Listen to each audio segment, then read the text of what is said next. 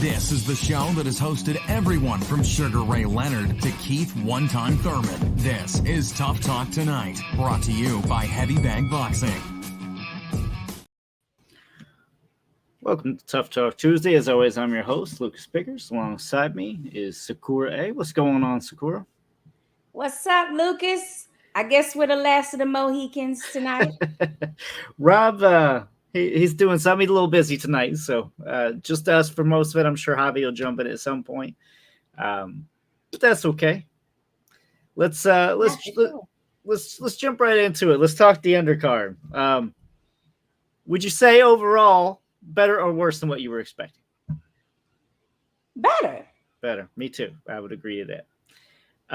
Let's talk Santiago Donaire. I'm going to be completely honest. That fight started. I did have to run out and get food. I did have some people over. So okay. I saw the beginning, right? In the beginning, Donaire seemed to be in charge that first round.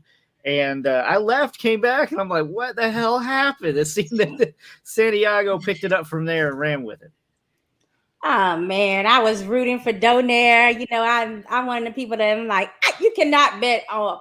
You can't bet against Donaire. And, like, you know, I wanted him to have that accolade of, you know, being the oldest person at bantamweight to win a world champion twice. 2 times he's won that world championship if he had won. So I was a little heartbroken on that one. But yeah, it came to a point where Donaire was kind of like just looking for that big punch. And because he knows that's his lethal weapon, and he still got it for sure. But it's like, can you land it, you know, successfully? When you're older and your legs are not the same necessarily as they were when you were younger. So he didn't show as much boxing skills as we know he does have in his arsenal.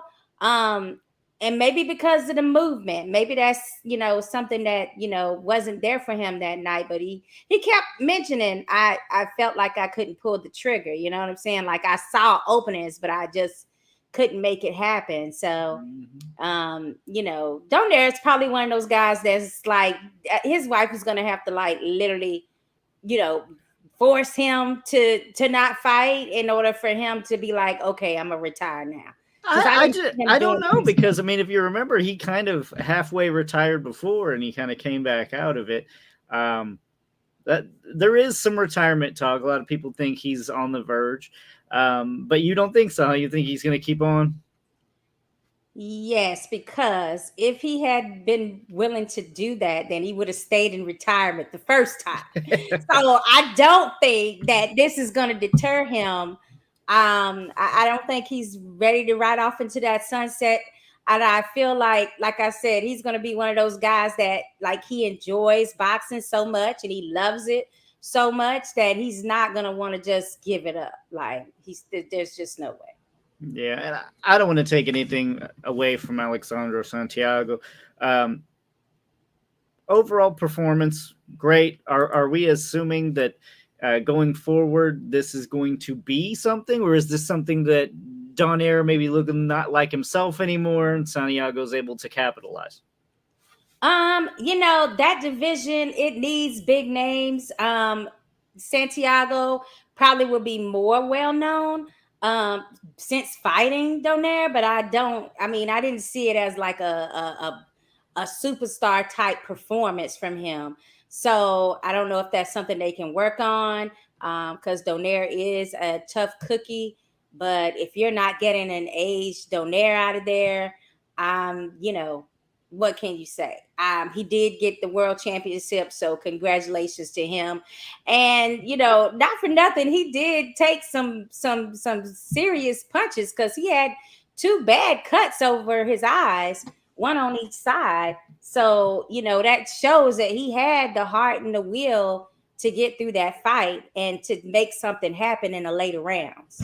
Right, and we were just talking about him because of the Inoue fight that past week and how well he performed there. So it's hard to say that he's done. You don't know. You know, you don't know, and you're hesitant to pull a guy like him because, let's face it, Donaire's Hall of Fame material.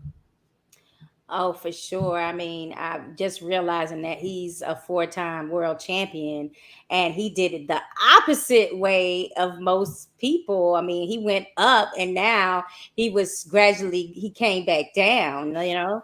Like how many people can say they've done that in the industry? And been able to prove that he did it clean.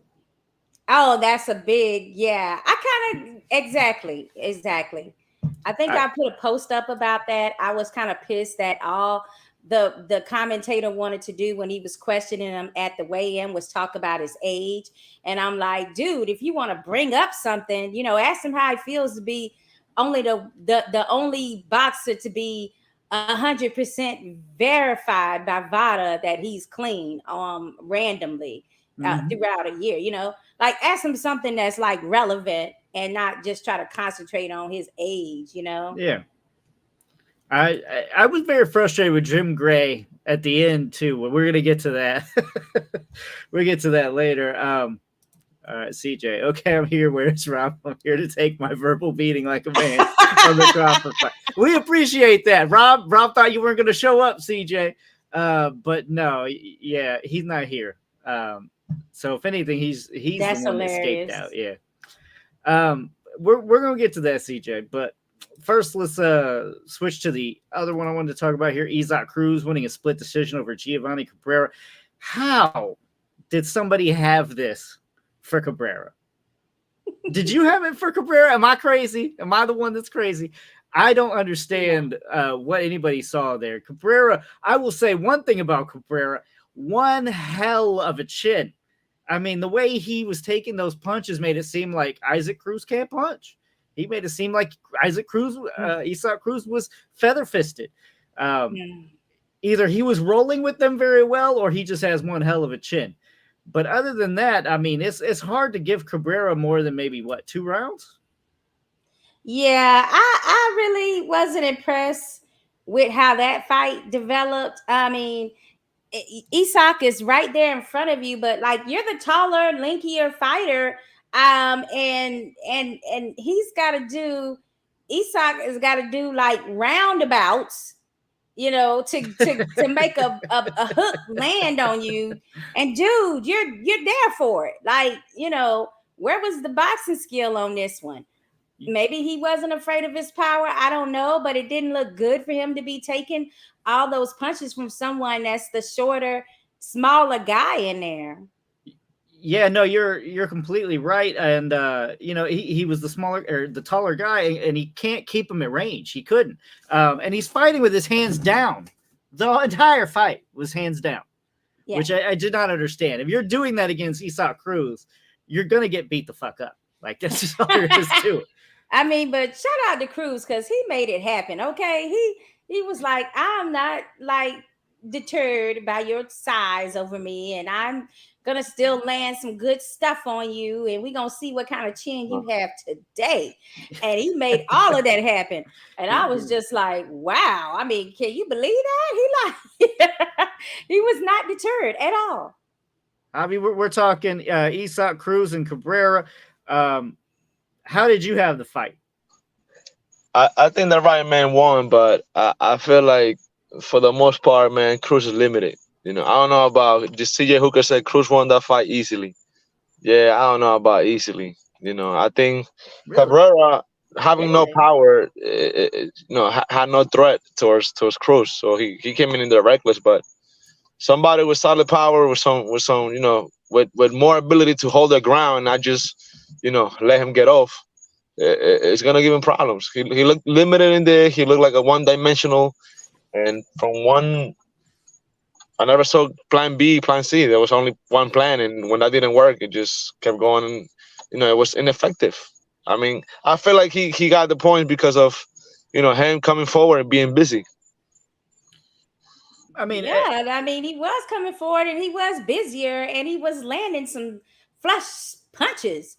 On Cabrera. It didn't look good for Cabrera to be like standing in the pocket, like Luke is saying, having his hands down. Like, what was going on there? Like, you should have used your height and your reach advantage over someone that was way smaller in an Isaac Cruz. You know, that just didn't seem like a great strategy to me to win. Yeah, I mean, I see partly what you're saying, Javi. It did kind of expose some flaws there in Cruz's game. I think a slick fighter is going to give Isaac Cruz a lot of issues. He has yet to really face, a super slick fighter like that. But he can hang in there with the punchers. He can hang in there with the likes of Tank. But Cabrera, I mean, like I said, he had his hands down the whole time, Javi. I couldn't award very many rounds to him. I had it pretty one-sided. So I don't really know what those judges were looking at. It's not like he was controlling the ring. I would have loved to see what exactly they were seeing round to round wise. Man, I just feel like it was one-sided, and I felt like, yeah, that what Javi's describing about Cruz, that's always been the case. He is like, right there in the pocket, and he is coming forward. There's no other way for Cruz to even try to get a win but to try to, infiltrate being in the pocket against these taller lightweights. So, that is his game.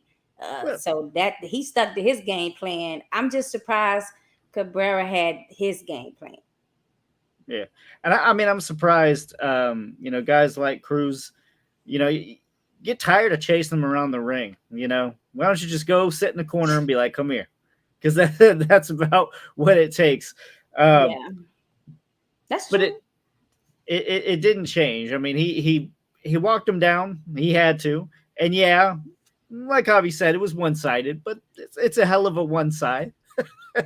And you got to be able to keep him at range and keep him off of you. And Cabrera couldn't do that. So I honestly don't see how that score came about. But if I had to give him some advice, like if he's having problems with, pressure like that, he needs to get like a better or a strength and conditioning coach to kind of, help him be a stronger boxer as far as being able to, not let someone impose their will on you, because Isaac is small, but he's still like, he's got a lot of man strength behind him. Like he's solid, The one thing, and I do want to comment on this because I did not like it. I don't really see Isaac do this very much, but he was intentionally headbutting more than once. I think he was really still trying to get frustrated with. He's getting that head in there. Yeah. And I'm like, the first one looked Victor Ortiz-ish. You know what I mean? Versus Mayweather. Yeah. You can't be leading with your head like that. I mean, he's lucky the very first time he did that it wasn't a point immediately. And it almost seemed like it was automatic. Like he didn't have to think about it. So I think that's something like that he might have been getting away with a couple of other times. It didn't look like he was just like trained headbutt. Yeah, he was like jumping up and down with it, like, like trying to play it off and like this is something you're used to doing. So somewhere along the line, somebody has allowed him to get away with that. And the ref allowed a little bit too much. The first one I would have taken a point. The second one, you got to kind of disqualify him at that point. It was getting a little weird in there. Yeah, you tried to play it off and like dance the second time. Like, I'm just gonna keep jumping up and down. We knew what you were doing, man. You weren't faking anybody out. We know what the hell you're doing. So I didn't appreciate the dirtiness there. That's what you meant when you were talking about the frustration of Cruz. Maybe like that's when you saw that he was frustrated about chasing his opponent, like for sure. Yeah. He just got frustrated. I mean, he couldn't get in, but he was still able to for the most part. That's why I don't really say. Maybe it's just because he wasn't going down. He's like, I'm hitting this dude flush, but nothing's happening. He's still hanging around. Well, Al Bernstein did make a great point. He was like, usually these are tactics that you do when you're losing. Like, he's actually winning, so chill. You know what I'm saying? He was winning, so maybe he didn't realize he was winning because there wasn't a lot coming through in the beginning. I don't know. Yeah, no, there's a good chance that is the case. I mean, once you start feeling a lot of leather, you're thinking, man, I gotta get it back, So maybe he's thinking that he took more shots in his career than what he has in previous fights, and thought, ooh, I might be losing this. Maybe his corner was telling him the same. I don't know. But I didn't really like the headbutting. I would appreciate it if that stopped. I do respect Isak Cruz and would love to see him. He's always entertaining. Even that fight, which was weird, was still very entertaining. So, Right. like you said, I think the pay-per-view undercard stepped it up. Yeah, don't forget that knockout. Oh my God, that was a nice knockout by the opener. Mm-hmm. Although I forgot the boxer's name, the prospect, but he laid that experience kind of gatekeeper guy. He was doing good too. The gatekeeper was giving him a little pushback. And then all of a sudden he just laid him Lights out, out. like kind of Then it's like boom. lights out. Yeah, like okay. So I'm like I'm looking forward to seeing him in his next fight because of that. For sure. Where Javi dropped off too. I thought he was going to be coming right back home. Me too. I keep looking down there, but all right. Let's get to it.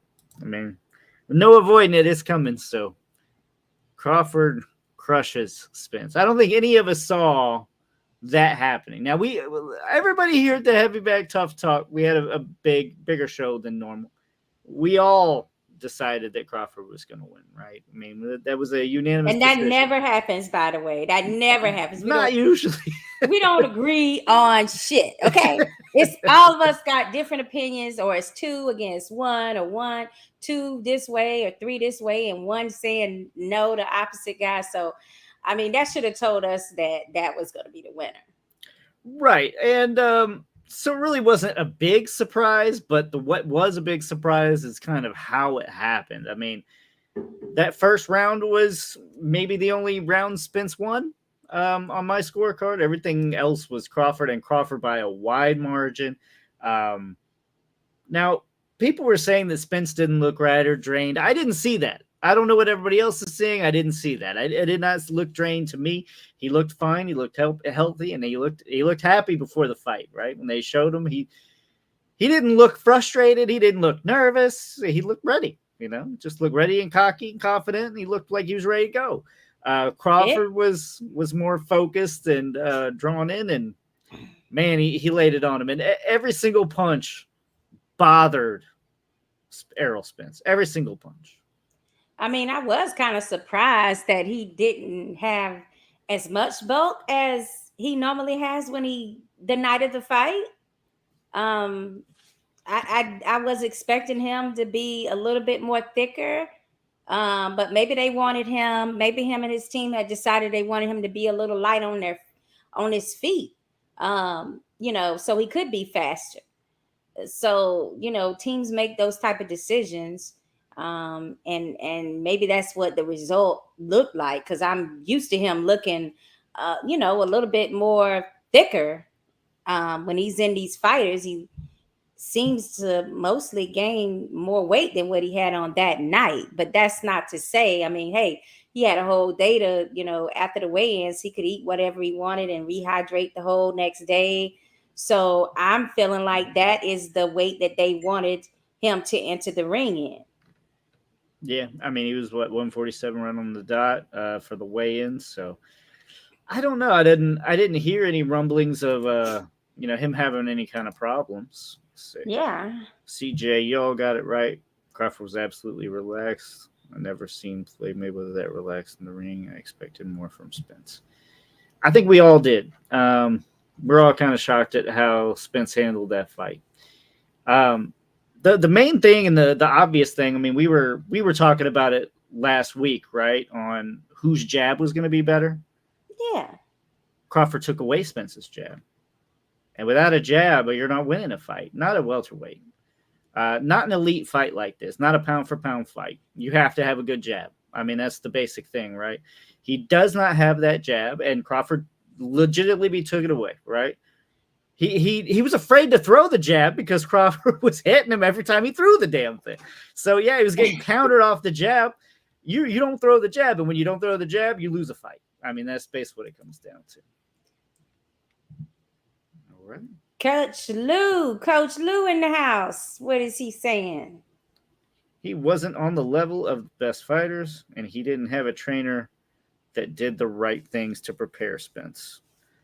Well, I mean, they showed us, what Coach James was telling him. James was telling him in his corner, so it sounded like the right things to be telling your boxer. Move laterally, you know. he was trying to tell him some things. I just feel like Spence didn't execute those that well.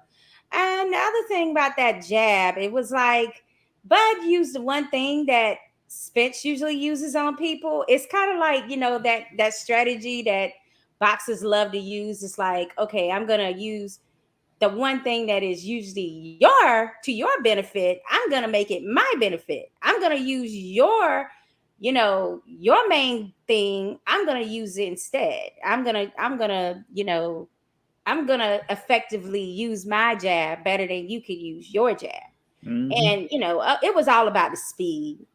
That's, to me, it was all about the speed. It was about getting off first and the speed. So, by Bud getting off his jab first and it being a power jab, plus it was fast, it kind of like throws you off rhythm to try to get your jab through. And that tactic worked. And then when he was doing different hooks, he was not having them all at the same speed, or he would double up on them, or like he was doing a lot of different things that people, especially footwork, like using his body to be in the right place at the right time, making it harder for Spence to actually land when he did want to land. Just body placement. Those are things that, like a casual fan doesn't see, but, we that look at it more carefully and study the game, like we can know, like, oh yeah, this is superior movements right here. Mm-hmm. And those things carried Bud through to the win. Yeah, I mean, you could tell, or at least to me, it looked like he watched a lot of tape, because he seemed to know where Spence was going to be before he was there, and he Right. beat him to that spot, was able to counter over his jab almost every time. And I love boxers that watch tape. Like there's some that are like, oh, I don't need to watch it. I don't want to watch it. Or, oh, I have my coach watch it. Some mean it, some are lying. But for Bud, we know, like, yeah, they sat down and they studied and had a strategy. well, not only that, you have a experienced fighter like Shakur Stevenson you're able to spar against. Are you kidding me? You have elite sparring in your corner. Now, I'm not exactly sure who helped Spence in preparation for this, but it is very hard to mimic Bud, especially somebody who can switch stance. You know what I mean? It's a lot more complicated. I mean, yeah, I know he's got the Charlos that he's good friends with, but can they really mimic a Bud Crawford? I don't think so. I'm not saying that they're own good in their own styles, but I just don't think they have that capability. Shakur Stevenson, I think, can fold and mutate a little bit to really help Bud Crawford out. I mean, as long as he can keep him as a sparring partner, those two together, they're going to dominate. I mean, because I really don't know how you can beat that combination. Yeah, well, Emilio and I had that conversation. It's like Bud had Willie Monroe, Keyshawn, Shakur, all these people in his training camps that could mimic Spence, but who did Spence actually have that could mimic Bud? And that's a huge disadvantage when you're really not going to find someone. And then For sure. I found I was talking to one of my other friends that's a promoter here in the state, and we were talking about, should Bud and Boots fight next? And then I'm like, well, I think he needs to step in between before he gets to Bud. He needs to step up and maybe find somebody that has the characteristics of a Bud. And he's like, who the hell is that? Who are you gonna find? Yeah. that Boots can actually fight, that's gonna give you the chance to work on some of those things that you think Bud might be like. And I'm like, well, hell, I said, you got a great point there, because I don't know anybody that's in the welterweight division that could do that. Or if you try to go to the lightweight, or just finding somewhere in that weight range. I don't think there is that person, right? They don't exist because he's special. So no, yeah. yeah, that puts you at a disadvantage for sure, Lucas. Definitely. And I mean, I think the sparring goes a long way. And if you're right. If you can't find somebody like that, or at least high level, you got to pay these guys. And if not, I mean, that just the sparring, the preparation of going into that fight, if you have those guys in your corner, is so much more than just going in against some guys. I mean, if you remember, like Pacquiao used to offer, Freddie Roach would offer money to drop Pacquiao. Sean Porter would be in there, all the time with Pacquiao. Well, remember, that's how Porter got on the scene. Like that took him a long way. Like just really everybody was like, "Oh, Freddie sent him home." Like everybody's like, "Whoa, I want to see the guy that Freddie Roach sends home from Pacquiao." Said he was too rough. You know what I'm saying? Like I gotta see this boxer. So that helped him out a long way. But other than that, yeah, like Pacquiao, like who's gonna be in there challenging him? I mean, I'm sure he had a hard time finding somebody to spar him that was gonna mimic a Floyd Mayweather too. Oh yeah, for sure. I mean, because it's not mimicable. I mean, to be honest, who are you gonna get? Andre Berto to do the shoulder roll? No. I mean, right. Good sparring goes a long way. A lot of people learn by doing. Baptism under fire. Call it what you want.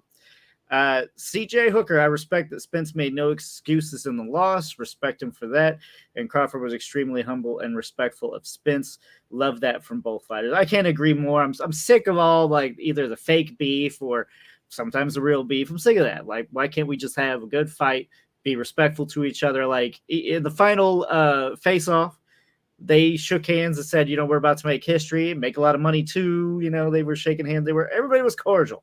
I like that. We don't. Oh, I mean, yeah, I get you. I understand, but it doesn't always need to be some WWE stuff. They would have been like another. I don't know. Probably like another 200,000. The number would have went up on the pay-per-view buys, but. I mean, yeah, it's great when two black boxers can, shake it out and give each other respect before the fight, but it just freaking ruins my high for feeling like, somebody's getting blood tonight, like they're getting it tonight. Like that just ruins my imagination. I want to save the handshakes and all that for after the fight. I don't want to see it. You want to know about it. If you're friends, keep that shit to yourself. Like I need to see some, I need to see some viciousness, some dislike. You want a Caleb Plant slapping somebody in the parking lot? You just pretty much, yes. I'm there for it. I like it. Look, who's going to deny if those two actually really have a fight that they really don't like each other? Nobody's going to deny that, and everybody's going to be there for it. They're going to want to see that fight. That's true. Agree, Coach. Controversy does sell. CJ, Score Armstrong, Crawford should immediately go for the undisputed 154 title against Charlo. You agree with CJ? I wholeheartedly agree with you. I actually agree with CJ on that point. I mean, what else can you possibly prove at welterweight? To me, you really, as Bud Crawford, have nothing else to prove. I mean, you have all the belts, and you fought what was the number one guy for the belts at welterweight, and it made you a 2-divisional undisputed title holder, which you only share with Clarissa Shields. Like, what else could you do at that welterweight division, to set yourself apart? And you also have fought the money man at welterweight. So if you fight anybody else at that weight division, you're not going to make as much money as you made on this fight. So to me, it's like, yeah, go for the marbles at 154, which we all know is Jermell Charlo. But you're going to have to wait because he's got a showdown with Canelo coming up in September. Agreed. Javi. Talk to me, brother. Do you want to see the rematch? Do you want to see it at 154? Do you want to see it at all? For me, I'm not with it. I'm done. I'm over it. Nah, man, I want to see it. I feel like um not only Earl deserves the rematch, but I feel like it'll be more interesting at 154 because both of them get a chance to like get another belt at another weight class, and they're both talking about moving up. So it's pretty much like it looks like all the roads lead to that, to 154. Now imagine, now them being champions at 147, they'll get the opportunity to go for the 154 title straight up. So I feel like they can go for it. I feel like 154, man. I'm gonna tell you something. When you cut weight, it takes a toll on your body.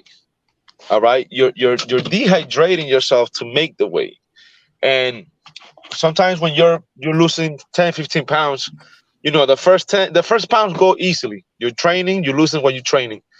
But as you get closer to the fight, and now you have like less than 5 pounds to shed off just to make it to the limit, those are the hardest pounds. And sometimes not only drain you physically, but it drains you mentally. So I feel like that could be a factor. Not making excuses for the man. I feel like he did his best. He went out swinging. That's part of the reason why I want to see a rematch too. Because I never saw Errol getting on his bike. He didn't even hold when he was hurt. You know what I'm saying? He was flinching. So I'm like, okay, well, I want to see what the changes might be with a 154. Now, mind you, I feel like Errol's gonna make some adjustments, but so does Crawford because he cannot fight Errol the same way that he did. Great fighters make adjustments. Errol's gonna work on those errors that he did. So therefore, Crawford have to like even be more sharper to to have something like a performance like that he did. So yeah, I want to see it. I feel like at 154 is only right. I feel like Crawford might win again and then take the belts from Charlo. And look, three times. Why not? Let's do it. Wait a minute, Javi. I can't even listen to what you're saying right now because you got your shirt off. You showing your tattoos. You got sweat all over you. Where the hell is you coming from? Well, I'm driving. I got to know where you driving from with all this going on. Emilio has never drove in the car without a shirt on. Now, first of all, I'm usually with no shirt because I work out all the time that's my job. So I'm usually with no shirt because I'm moving from gym to gym or going from place to place. I completely forgot that I jumped in the podcast like that. I put on a shirt, guys. My bad, but nah, you good. Like, listen, it was dark. Listen. We females can have some eye candy sometime. Damn it, you good. I'm just telling you. Don't expect me to be around here concentrating on what you're saying. CJ wants to know. My bad. Shit. TJ wants to know, would Crawford be slower at 154? Spence is built for 154. Was Spence trained at 147? He made no excuses if he was. Now, Spence didn't appear drained to me. Javi, did he appear drained to you? As you were just talking about? Spence? Yeah. Yeah. You know what? I know I'm gonna get a lot of heat for this, but yeah, I felt like like I told you, I never saw Spence going on survival mode. I never saw Spence, even though you could tell that he was trying different things and he was being outboxed and outgunned, but I never saw him mentally checked out at any time. I mean, you could see he was even swing. I think part of the reason why he got stopped is because he was hurt and swinging, and he took some nasty blows. He was already down, so the ref was like, you know what? No, let me save him. I'm sure the ref also understood, like, okay, there's a rematch here. There's no need to make this guy go through this when they can go at it again. So I want to see him. I think he looked great. Like I said, I think he was just there with a supernatural phenomenon, and I don't think. You bring up a good point about that stoppage. Nobody was really giving much like what like why'd you stop this? Because I think the overall feeling is Bud do know how to finish you. So like I think everybody was cool with the stoppage. I haven't heard anybody complaining about the stoppage. No. The way that they usually go in on the refs for stopping it a little too early. I think that everybody, like even his corner, knew like, yeah, like thank you, ref. No, yeah. I mean, he was bloodied up. His face was starting to get swelled up pretty bad too. I mean, I don't think anybody would have a problem. You're gonna have a hard time finding anybody with that stoppage or having a problem with that stoppage. Now, would Crawford be slower at 154? It's hard to predict that. Putting on extra weight, especially if it's not done correctly, I mean, you're going to slow down. Is that right, Hobby?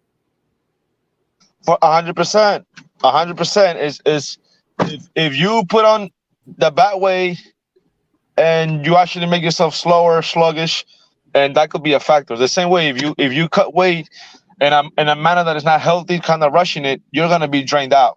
If you cut that same weight in a more healthy way within time, then you're not gonna feel as drained out as some fighters feel. I mean, I just really feel like the weight that he came into the ring that night was the weight that him and his team decided was where he should be. So he could be lighter on his feet because they know that Bud is, quick on his feet. So I think they didn't want him to be all bulky because we've seen him in other fights where, overnight is enough time to rehydrate to whatever you want it to be. So I feel like it was calculated, a calculative for him to be at that, at the weight he was when he entered the ring. At 154, I do think it slows him down because, like you guys were just saying, yes, you're putting on extra weight, you're putting on extra bulk. So although it will feel better to Spence because he's not draining to 147. Now, probably what's going to happen is he's going to be draining to get to 154. I mean, that's probably still it's still going to be some draining in play because, he's got some months of healing to go. And then I heard Bud's, pretty much he fought last December. He's not going to want to fight this December too and miss out on his kid's Christmas. I don't see a December fight. I really don't. I don't either, but if he wants to stay busy, he can. I mean, for a big pay-per-view fight like that, I mean, he didn't really take much punishment, right? I mean, he dealt out most of that. If he really wanted to get another fight in, I think he's able to. Let's go to Brett here. He says Errol was slow, outclassed, and almost demoralized. He's got Tim Tszyu at 154. He's got Mendoza, Fendora, etc. I do admit that there is going to be some tougher fights for Errol there. Regardless, if they just both move up, though, and do 154, Bud versus Errol again, I just don't see it happening any differently. I mean, stylistically, I just don't think Spence can win this type of fight.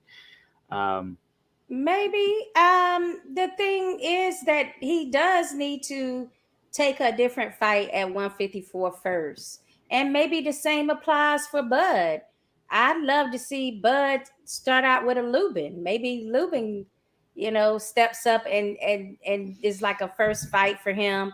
Or some people are saying Tszyu. They saying they would like to see Bud against Tszyu at 154. I mean, I don't think that that's going to be a very challenging fight for Bud. I mean, I think Tzયુ's a little too flat-footed. Yes, he's very flat-footed, and he stands right there in front of you.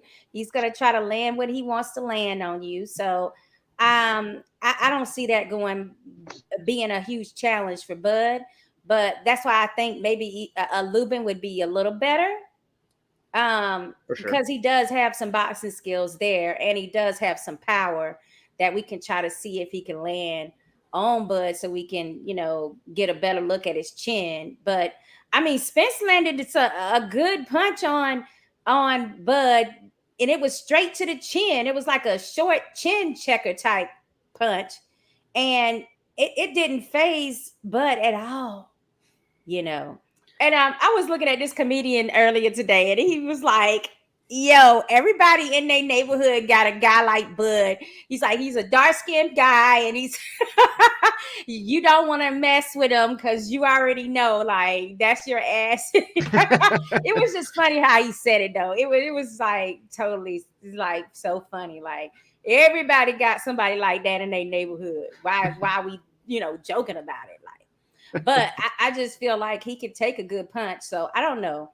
I just feel like we could give it some more time to Stu and Meander, but then at the same time, you might want to go ahead and get this money fight out of the way too. I don't if know. That's what your plan is to do. Me and you were kind of talking about that off air, but is the money there for it? I mean, for the people that watched this fight, it was not competitive, right? So why would you pay again to see it at 154? Because common fans, even if they thought he was drained, are not going to give a shit about that. They don't care to say, oh, well, now it's going to be competitive. They're going to just say, no, he got his ass whooped the last time. Why the hell would I pay again? Because they will. They'll be in their closets. Even if the people that lie and say they're not going to watch, you know how I say they always got like their little phone or device in the closets watching, even when they say they're not. And it's like Javi, even Javi says, like he thinks that the weight did play a part in how competitive Spence was able to be with Bud. So people are going to want to watch at 154 because it eliminates that particular question. It eliminates that as an explanation for Bud. Now you got another part of the general public that's like, why are people trying to diminish Bud's win over Spence? Spence was healthy. He was in great shape. He came in and he was totally fit, and and why are we always trying to diminish, a boxer like Bud's win? And, I say that to say, like, I want to critique every boxing match that we watch. It's nothing wrong with critiquing and having analysis and figuring out what could be done different. I would like to hear from you guys exactly, what do you think could be done different for Spence in a fight against someone as talented, raw talented as a Crawford is?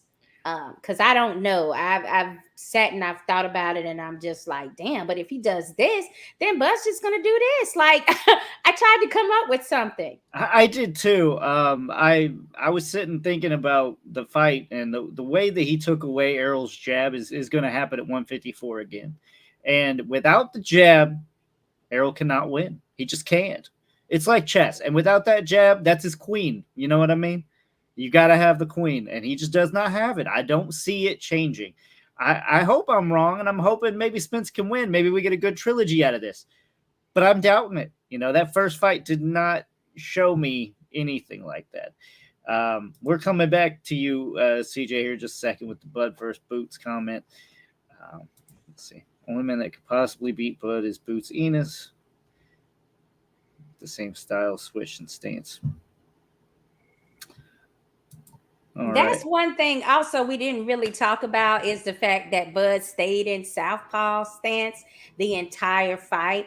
I don't know if Derek James and his team really prepared for if he never switched to orthodox. I think that they were thinking, yeah, he's going to be orthodox and then he's going to switch to southpaw, occasionally, but not the entire fight in southpaw.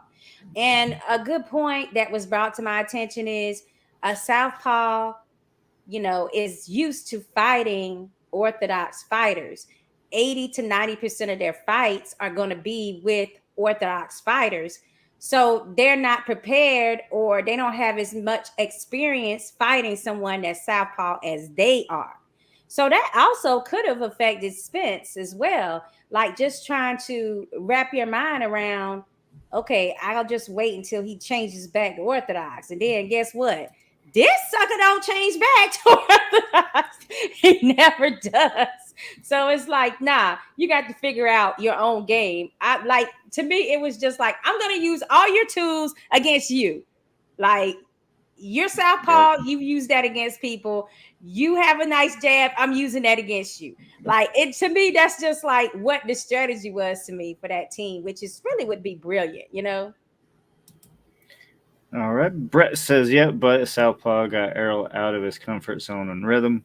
Um, well, Javi, what do you think can be done differently for Spence to come out against Crawford? What needs to Um, change? Definitely not rush his attack. I felt like um, Errol should stick to the game plan a little better because there was time when he was getting hit, and whenever he got stung, just like any young lion, they get bit, they want to bite back, they want to hit back, and sometimes you gotta be more patient and kind of like you just take the hit and stick to the game plan and wait for the opportunity to come so you can get yours back, not react right away, not be so reactive. Now, um, It's true. one thing that Crawford did brilliant was, a lot of you guys saying, "Oh, how come he started southpaw?" You gotta understand, most fighters are conventional fighters, are right-handed fighters. So southpaws are rare, and they usually fight right-handed guys. They usually don't fight southpaws. Sometimes when you fight a southpaw, it's hard to get sparring in the gyms because most people are not southpaws. And Crawford knew this, so he was like, "No, I think his competitive nature is like I'm gonna beat him on his own game." And at the same time, you're like, well, that's gonna give me an advantage because southpaws are not really used to fight southpaws. They usually fight conventional fighters, us right-handed. So I feel like what he can do different is definitely not rush the attack, be more patient. Because if you notice, there was a lot of time when Crawford was catching him coming in. Crawford, you were just taking the jab, jabbing him, waiting for him to make mistakes. And whenever he came in, the first knockdown, that was Errol rushing in, lunging in, and then he got caught, coming in and literally was just a jab, strong jab. You know what I'm saying? So Yeah, I feel like they're both gonna make adjustments and it's gonna make it even more better. I feel like it's gonna be more competitive now because now both of them, like Crawford, can kind of like chill a little bit, knowing that okay, I know what works, so I'm gonna do it again and work on whatever I need to work on. But Earl Spence, being a good fighter, he's gonna work on those mistakes, all of them, and come back even stronger. And a higher weight, I feel like he'll guys, trust me. When you cut weight, it not only mess up your physical, your brain too. Like you're not thinking right. Sometimes you can see things. You're fighting there. You're in the ring and you can see it, and you want to do something, but your body not responding. Like your brain knows what to do. Your body's not responding because you've been dehydrated for the last week just to make that weight at the end. And that plays that I'm not making excuses, but I'm telling you, it plays a big factor on your performance as well and your mental. A lot of sometimes you gotta make adjustments and thinking there. So if you're dehydrated, you're not thinking right. very true. Brett, do not commit with a counterpunch or let him be the aggressor, but with someone like Errol, how's he counterpunch a counterpuncher? I mean, that's a problem. I mean, I thought of that too. I was like, why don't you just set traps, try to get him coming in? But the problem is he's coming in. You're still going to lead more than likely with that jab. The jab's still going to get countered. And now you set a trap for your damn self. So I don't see it. I don't think Errol has the speed to keep up with Crawford to be able to counter the counter. You know what I'm saying? He doesn't. He's not able to do that. You're asking more than what he's capable of. That's just my take. CJ Spence was flat-footed out of the gate. Crawford studied Spence the entire first round and caught him with the knockdown in the second with the jab. But if I feel like Spence showed us what type of warrior he was when he did try to like go on the attack. Like it's like, okay, I can't figure out how to like trap you, but so I'm just finna just see if I can land something on you. Like there's not enough respect with people or fans when a boxer is willing to do that, when they're willing to engage, knowing that they could get clocked with something. Exactly. But I felt like the times he did decide to do it, that he was trying to come straight in and not try to do it on an angle or something, or even start with a double jab or something, or if you got someone in front of you and they're like have a quick jab, then they always say punch with them, like You see Sakura, that jab come and punch with him, until you can. But you got to be trying to land more than just one punch in order for that to work. He was trying. right. But I'm gonna tell you something, guys. Errol could have 6 hands, 3 in each side, and he was not gonna win that fight. And I, you know what? The thing that you were saying earlier, that even though he was being outgunned and outboxed, he kept going. He kept going. That kind of Yeah. goes with the point that I was making earlier, and I totally agree with you. He mentally he never checked out. Maybe his speed, his timing wasn't there, and mentally maybe he wasn't performing at his 100%. But I never saw him going on survival mode. I never saw him getting on his bike playing it safe. And he sometimes we don't see that in fighters because it's like, okay, I'm getting hit now. I can play it safe and get hit, or might as well swing as well, since I'm still getting hit anyways. And he went that route. Like, hey, I'm gonna just swing anyways because I'm getting hit anyway. So if I'm gonna get dropped, I'm gonna go down swinging. I respect that, especially at that level with the whole pressure of the fights and what was at stake. But I felt like he did try a few different things. It was just like no matter what he tried, Crawford had an answer for everything. Anything that he was gonna do that day, Crawford had an answer to it. What Definitely do agree you there. feel about people that are attacking Derek James? Oh, he needs to fire that team, and they didn't have a plan B, and blah blah blah. I mean, I felt like when he was going to the corner, they were giving him great advice, but it's like, can you execute it or not? Like, what did they want Derek James to be able to do exactly? Well, so somebody has to pay, right? This is what happens after every decent fight, right? We tear down the other one in some way. We make an excuse. Something comes up, right? Or controversy, because I've already seen those. Oh, he was stacking his hands, and that he shouldn't have been wrapping his hands that way. So and so's juicing. All the stuff that comes up every single time there's a fight. Boxing can't help itself but throw something Don't forget controversial. rap gate, glove gate. We got that too. And Brett says, I don't know if Errol had enough time to think when Bud was bringing the pace. I don't know if that was dehydration, though. Maybe Errol shouldn't smoke Bud before fighting, but Errol always looks high on fight night, so maybe smoking Bud is an issue.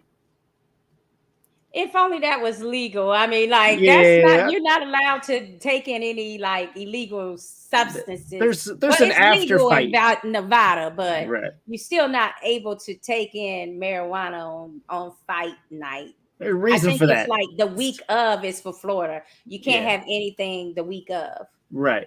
And that's mainly because it's an obvious painkiller, right? You can't be having no Tylenol 3. You can't be doing no weed or nothing else like that. You can't take no prescription painkillers at that point. I mean, this is fight night. So I don't know. Like you said, though, Javi, I mean, he could have had so many hands. I just don't see it working out that way at 154. Maybe I'm wrong. If the fight was a little bit closer, I could agree. But everything that landed just seemed to tear Spence up. I mean, his face was distorted. He was bleeding. He didn't know what to do. And I give Spence credit. Like you said, Javi, he kept coming, but he kept coming with the same shit. There was not any change, despite what Derek James and everybody else was telling him to do. He did not even really see any sign of changing whatsoever. I didn't see nothing different. He just came with the same look. And a guy like Crawford, who already knew how he looked, is going to take good advantage of that. And, I mean, we saw the results. But it could also help with focus, smoking weed, hand-eye coordination. That does? What happened? Weed and eye-hand coordination? I've never heard of that. That it helps or it hurts? Helps, I guess. It could help with focus, smoking. I mean, I heard that, like they say, like, it's for medicinally, it's supposed to help with like glaucoma and things like that. But I haven't heard like fight week that they're going to allow any type of substance like that. Because it slows down your cognitive reaction, most of that. And then you don't want to give yourself an advantage. In other cases, you don't want to give yourself an unfair advantage over your opponents. So that's why, in order for it to be an even playing field, it's like neither one of you should be doing that type thing, even if it did seem to be a benefit to you. All right, let's go to the Boots Enos. Is that who you would like to see next, or are you guys all wanting the fight have to happen at 154 next? For me, Um, it's Boots all day. I want to see somebody sit on the undisputed at welterweight and actually defend it. and actually, what? Defend it. Oh, that was a topic that I was discussing, where maybe he can do something different than other undisputed title holders who are not defending these titles. They are just vacating them as soon as they get them and moving up, or vacating them and not paying sanctioning fees. Um, I don't know. I just don't feel like Bud has anything else to prove at welterweight. You know, They're if still if he fighting. does have a boots fight, let's say he wins it, then what is people gonna say different? I mean, there's I mean, they're going to still have to come to the same conclusion that they're at now. And then it's not a huge money fight right now because Boots isn't, as household names go, isn't there yet. Well, So, no, but as far as competition, like I would like to see somebody truly be undisputed. To do that, I think he does need to beat the Boots and maybe a Virgil Ortiz. After that, I would be more than okay. Go ahead and move up to 154. You know what I mean? okay, well, definitely Virgil Ortiz. That definitely is not on Bud's radar, I'm sure. And Boots might not be either because, he said he was also kind of struggling a little bit to get to 147 himself. So it's more comfortable for him at 154 at this point. But if you wanted to just play with the idea of a Boots fight, I just don't think Boots is there yet. Like he still has yet to face someone. And I know the question is, who could it be? Who's gonna prepare him for a Bud fight? I don't I just feel like when Bud is able to beat him, it would be the same situation where everybody's going to be like, yeah, but I mean, really, was Boots ready for that? You know what I'm saying? Like, it's still going to be like, okay. But I do like the idea of being able to defend your belts at least once before you drop them and move up. Um, but the money fights at this point for Bud, let's face it, they are more on the 154-pound level than they are legitimate competitive matchups for him at 147. Oh, I agree with you there, but you got to think if he does like land the undisputed, if let's say Canelo beats him, right? Because it's not for the belt. If Canelo beats him, then that fight's already lesser value. You're still getting undisputed again, but it's already like, well, he's coming off a loss against Canelo anyway. I mean, but people are gonna be like, but yeah, but he was in a whole nother weight division.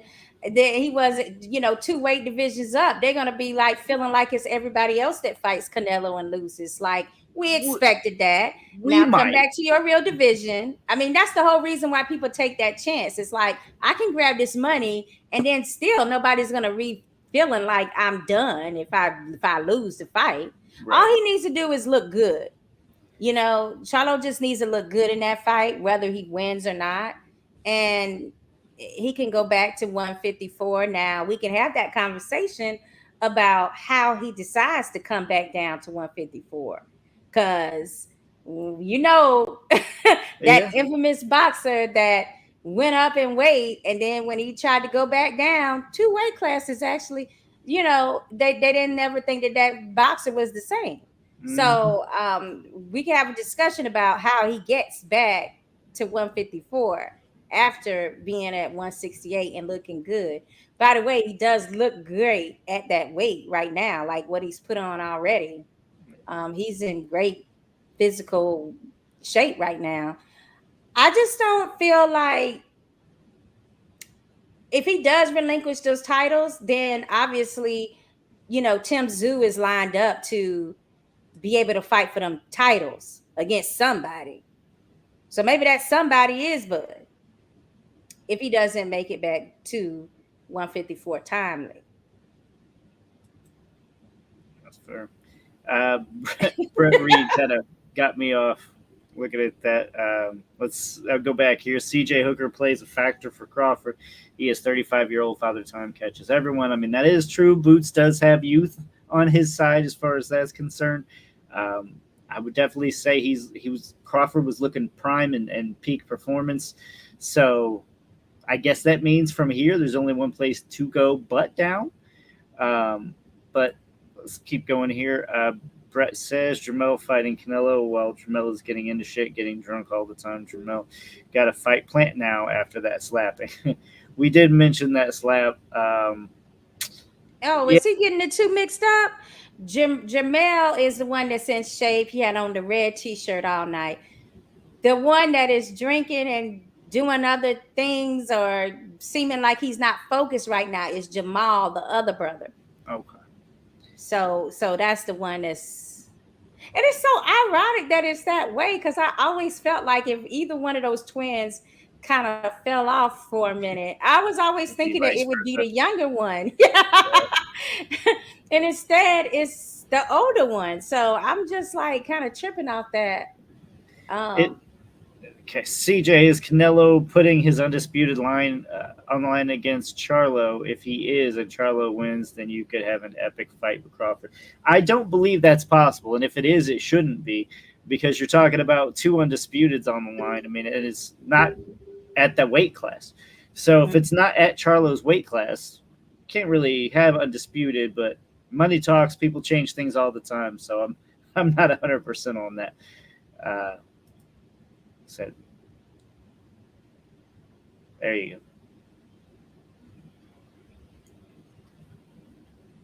So Brett, yeah, he admits he messed up there. All right.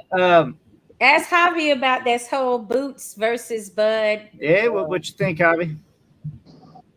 I feel like that's a good fight, and Boots actually is the mandatory for Crawford. But man, honestly, like I told you guys, I think out of all the guys at 47, he has the higher chance to cause some problems. But nah, man, I don't see anybody touching this dude anytime soon. I mean, you got to admit though, stylistically, he has a better chance than Spence. He does. And I think he's young too. Less miles on his autometer. Remember, Spence also had some wars that in a few scores, and that takes a toll. This dude is younger, fresher, so he'll probably he also has like a little more, I guess a little more. Stylistically talking, more of a challenge for. He also switches. He uses different angles, and so Crawford gonna have to make bigger adjustments for that. But I think Crawford will definitely work on those small flows that he has, and do the same thing that he did to Spence. And now people are getting hyped up on this. People are hyped up because reels they seeing. Yeah, and I feel like most of them. But you gotta remember, as a fighter, you're only as good as how you looked on your last fight. Nobody cares how many fights you won, how you look on those fights. You're only as good as your last fight. So, being that Boots looked phenomenal on his last fight, everybody's excited for that. Now, for all those retards out there saying, "Oh, Spence should hang it up, he should retire," and blah blah blah. This is my thing with casual fans and shit. First of all, you demanding and you screaming for the fighters to fight the best, and you demanding for, oh, come on, fight somebody that's gonna give you a competition, fight somebody that actually has a chance. So then when they finally do, what are you gonna tell them? Retire. Oh, you're a bum. Oh, you like, come on. This is just like we send them to the fire. We gotta be respected when they come back all burned out. You know what I'm saying? Like we gotta understand, like, hey, okay, you're there to be great, didn't go your way, fine. Don't be so quick to dismiss somebody because they're there to be great. a lot of us are not seeing the fights that we want to see because these guys are playing it safe. So I'm not gonna criticize these guys. I am gonna give them the respect because they are willing to raise their zeros. They're willing to, test themselves as fighters. And even if it does go their way, I don't like this whole Mayweather effect of like, oh, once you lose your zero, you're done. No, I feel like a lot of these guys, they can lose to the best competition, but they can still be a force to be reckoned with in their division. Yeah, I mean, I agree. Like we said, it's all styles. Styles make fights, and maybe Spence will never be able to beat Crawford. That doesn't mean he still can't be a great fighter. You see that all the time, right? I mean, you look at Joe Frazier got beat the hell out of by George Foreman, right? But that don't mean he ain't shit, as Rob would say, right? That's funny you brought up that fight, Lucas, because that's what Emilio said that the fight reminded him of. It did. On paper, it looked like the same, like George Foreman was going to be, like it was going to be an amazing fight. And then, Foreman was just tailor-made for Foreman's style. You know what else it kind of brought to my mind? I was like, Crawford and Pacquiao, I'm not saying they have exact styles, but I'm saying the movement that they have and the speed that they have. And that fight with Errol fell through. I was like, Pacquiao might have been able to get him. Stylistically, just speaking, looking at how that played out, I don't know. I think Pacquiao might have been able to get him. I think it might have worked out better for Errol this week. Say what? Yeah, when Spence was supposed to fight Pacquiao. Yeah. I thought it was Crawford that was supposed to fight Pacquiao. They were both at one point. Crawford actually turned down Pacquiao fight. Well, Spence had a fight actually scheduled, though. And then that's when Pacquiao fought Ugas, remember? Right. Because Ugas beat Pacquiao. But that was supposed to be Pacquiao versus Spence. And I said that stylistically Ugas was bad for Pacquiao, but I think Errol's style mixed with Pacquiao, I think Pacquiao could have taken him. I think so. We're never going to see that now. I think Pacquiao's actually done. I think he's hung it up. I think he's going to do exhibitions like Floyd, and that's all we're going to get. But it just reminded me of that. Brett says he thinks Boots has better switch stance than Bud, and he can throw combinations while switching stances. He's impressive. I mean, it is still to be seen. I mean, I really want to see it. I'm severely doubting we get this fight, guys. I don't see it. Number one, for reasons that Sakura said, he's not that big of a name yet. That is not very much money in that fight, but a huge risk for Bud, right? Why would you take that now? You're moving up to 154 if you're Bud. So if I'm Boots, you work your way up as quick as you can, get to 154, catch up, son. Basically, and not only that, but Bud already talked about going to Charlo. It feels like he's trying to embarrass everybody on Derrick James' stable or something. and then not only that, but you saw what he was doing when he knocked down Spence, and even after the knockout, the stoppage. He already put that seed in there. He was talking shit to Charlo. He was doing it in front of the fans. So he already put that. Everybody. I'd rather see Charlo versus Bud before the rematch. But probably we're gonna see the rematch first. But me personally, I'm with you, Lucas. I'm not really interested in Boots right now because he needs to work a little more. And not only that, but it's like these guys. We've been waiting for this fight for like 5-6 years. Boots have to do something to make us be like, okay, he's deserving of that shot. Or if the guys move up, I feel like Crawford gonna move up to 154, but still be able to hold the 147 titles and probably come back and defend them. Just like a lot of the other guys do. Canelo, a lot of these other guys. Tank, I think Tank too, when he fought Santa Cruz, they were fighting for 2 titles. And in case he would have lost, he would have kept the 130 title, even though he fought at 140 for 135. It's a whole freaking match with these belts and everything. But hey, with Boots being a mandatory, he also has a good argument of maybe Crawford, hey, challenge yourself or shut this kid down that has a chance, kind of like what Mayweather did with Canelo. Catch him while he's green, expose him, move over, because maybe he might get a little more experience, and then he might really become a problem. Yeah. And I think like my thing is people, including like Brett, they're seeing these fights with Boots, and they like this last guy he fought, Roman Villa. I mean, those were highlight reels. Like, of course, you're gonna look good against Right. someone, but they're nowhere near the skill level that a Boots is. His opponent wasn't. So you are going to be able to make them look like you got all these supernatural talents, but I bet you he won't try half that shit he was doing in there with, Vila, in there with a Bud Crawford. He won't even get a chance to think about doing some of those moves. That's the thing is you never know, right? Like, how many people would have said that Hank Lundy would have given a better fight to Crawford than Errol Spence, right? Styles make fights. It's weird, but it feels weird even coming out of my mouth too. Nothing against Hank Lundy. I mean, I have huge respect for Hank Lundy, but right at this point in levels of the game, nobody would have thought, oh, Errol Spence is going to get dominated and really just have a first round, victory, and that's it. After that, it was nothing. Hank Lundy made him think more. I think, if anything, Errol took away that one thing that he needed to, that jab, and it just wasn't right after that. I don't know. He has to have another fighter that can actually move with him, and there is not a lot. That's a short list, guys. I mean, we're talking Boots because, honestly, let's face it, who else do we have of a guy that can do that?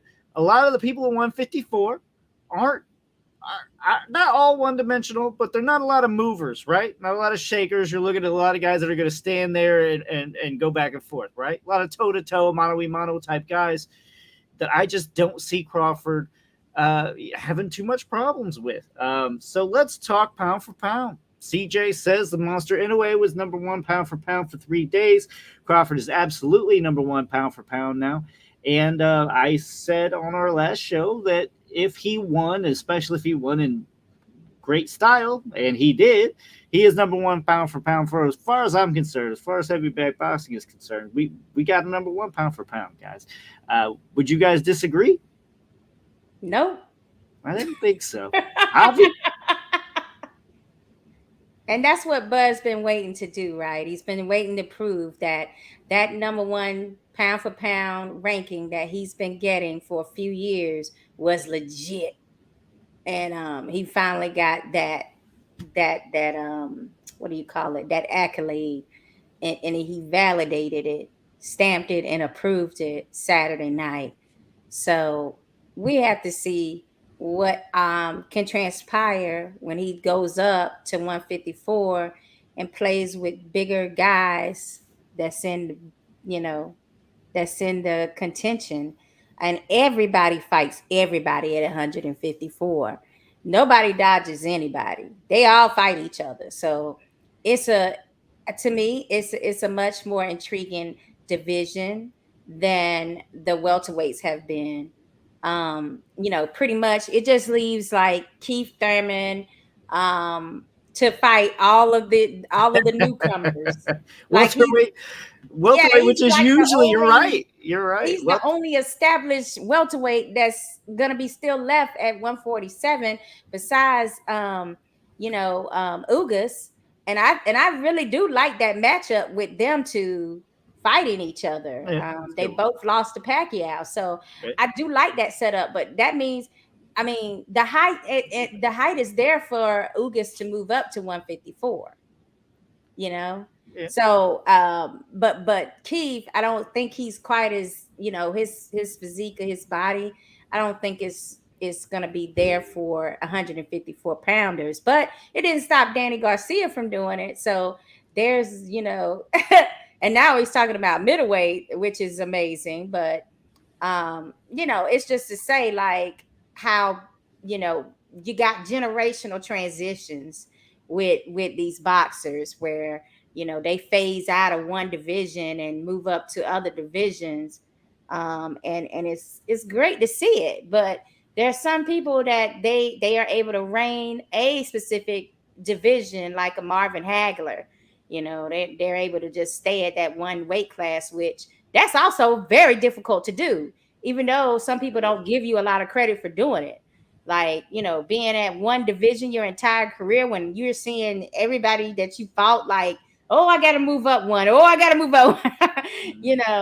It's kind of not giving as much credit. I guess Regis Prograis would be somebody I think about that can stay and just be at one division the whole time. Like, so those are also special athletes too. Definitely agree with you there. I think that is an underrated thing to be able to stay at one weight. I mean, that shows a lot of self-discipline, able to make that weight consistently. That is overlooked. Right.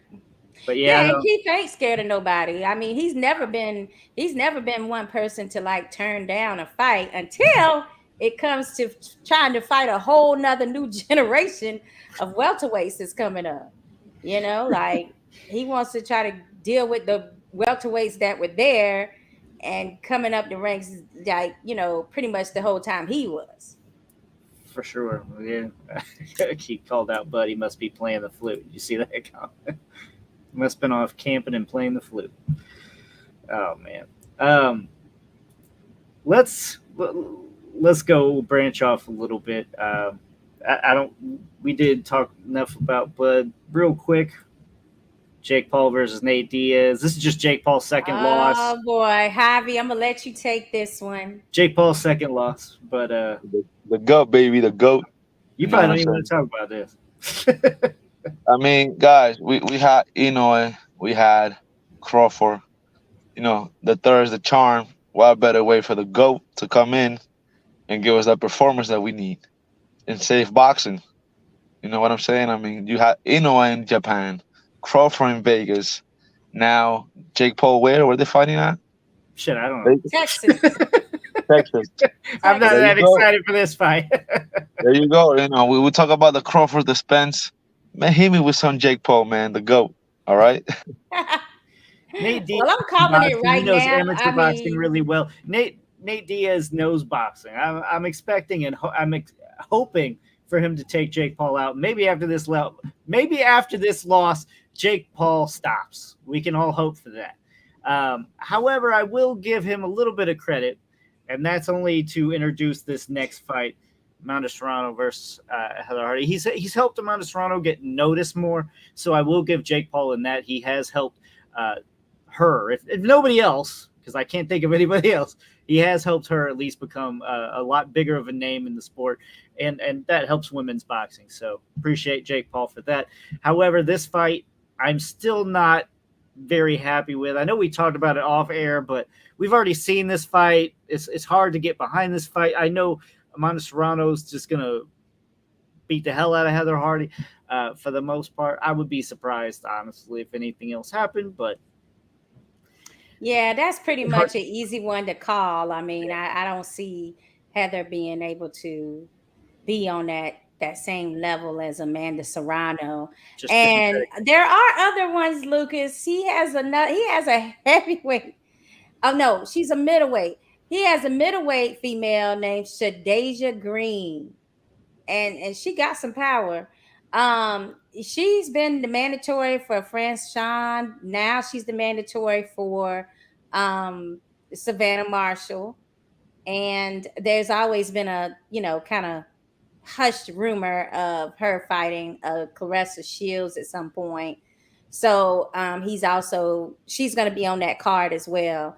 And then he has a male prospect named Silver, or is it Sylvie?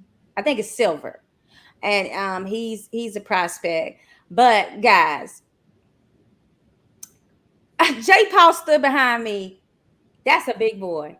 I mean, that's a his just size. I mean, it's not just the height, Lucas. It's like it's an imposing body there. You know what I'm saying? Like he's a man's man. And I see him still knocking out Diaz too. I do. really. Yeah, I see it. I Yep. I understand like why he knocked out the other former MMA guys. One, they were old, and two, they were just straight MMA. Nate Diaz actually was Golden Gloves. I mean, he's done boxing. He knows how to box. This is not going to be his. But he's first not a real cruiserweight. I mean, that's true too. And I see him catching him too because it just happens. But I mean, it's great for us to see him against a boxer, somebody that knows that discipline a little bit better. But I just don't. I see it like I could just feel it, just thinking about how big Paul's body was behind me taking a picture. It's like, damn, I didn't realize this dude was this damn big. I didn't know he was big either. I thought he was like an average sized dude. Man, I'm looking up like this at him behind me, and his body is like, I mean, it's like thickness to his, bones and stuff. Like the density is. I'm like, damn, I see why he knock people out. But I mean, it's gonna be fun to watch to me. I like that, and I do, like you said, appreciates the help he's done for women boxing and taking on some of these prospects as well. And then he has the prospects, the most valuable prospects boxing card like that he's doing to highlight some prospects that's coming up the rankings. So that's pretty cool too. So yeah. Glad he's able to do some things for other boxers. Settle down now, Sakura. All flustered over Jake Paul. I'm not flustered over anybody. He ain't my type, but I'm just telling you, the man is big. Everybody know who my type is. Like, we ain't got to worry about that. I'm just telling you, the dude is way bigger than you think. We also got Lara versus Danny Garcia. What? Is this the only fight on Showtime? How come when I look it up, it says Showtime, Erislandy, Lara versus Danny Garcia? You ain't got no undercard at all? Are they showing just this main event? What is going on? When is this happening? This weekend. Really? This is, at least according to ESPN's fight schedule. I told you I didn't think that fight was really happening. I was kind of thrown off. They're pretty good at updating it, but I think it may have been removed now. But I like Lara. I like Lara's skill as a Cuban boxer. It finally did get removed. So. It finally did get removed, actually. Yeah, like I never got another word on that one. I'm not sure if that's like a postponed situation or if that's a situation where, they were like, nah, Danny, you trying to do too much. Even an older Lara, that's a tough one. Yeah, I don't. And Danny stylistically with Lara, I mean, it's an interesting fight. At least, I mean, I'm gonna watch it. I'm not super excited for it, but I mean, it looks like some good, entertaining fights. But I thought it was weird that there was no undercard, and now the fight is going completely. So I'm not sure if that one got rescheduled, but stay tuned for more on that. But overall, great show. Thank you all for tuning in. Again, don't forget to check us out at Heavy Bag Boxing on all of our social media, www.heavybagboxing.com for all of your boxing news. Thank you, Sakura and Hobby, for tuning in, and we'll see you again next week. 9 p.m. Eastern, 6 p.m. Pacific. Have a good night.